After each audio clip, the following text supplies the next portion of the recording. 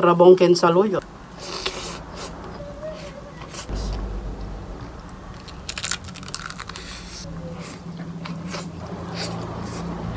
So, ayun mga katrops, ayan, tara. Kain na tayo. Ayan mga katrops, mga tayon eh. Ulam natin, labong, tsaka saluyot. Ayan, tapos sinaugan ng isda. Tsaka pritong isda na galunggong. At meron din tayo dito ang fried chicken na leeg. Ayan. Siyempre, mas masarap kumain kapag may sili. Kaya na maglagay tayo dito ng chili garlic oil. Ano? First bite na agad.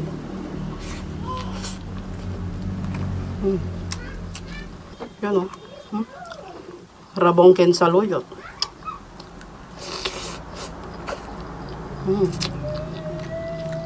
Sarap.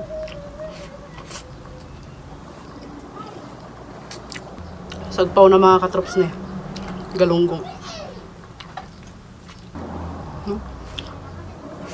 Bukasan natin ng grabe mga katrops.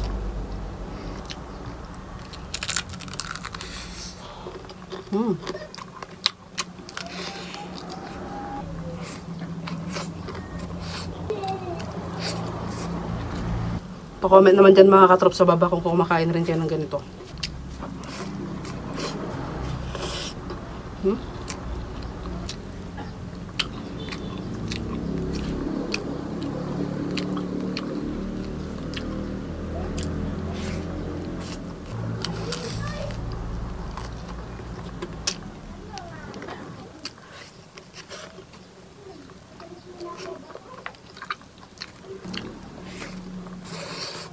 Yung mga ganitong klase ng ulam dito sa probinsya.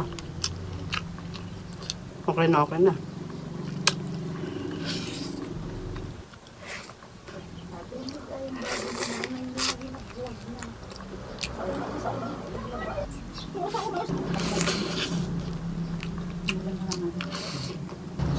Hindi masarabong mga katrops.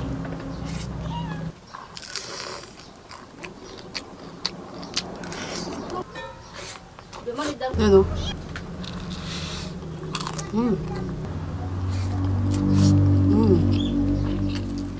Sarap ng labong. Ano? Saluyot.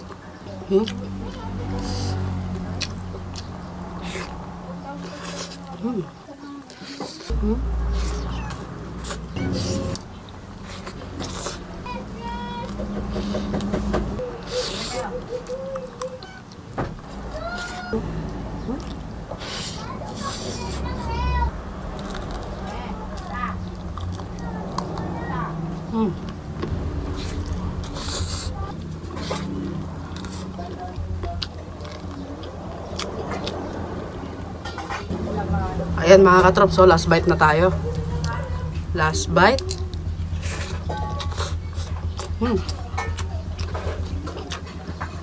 Quality talaga.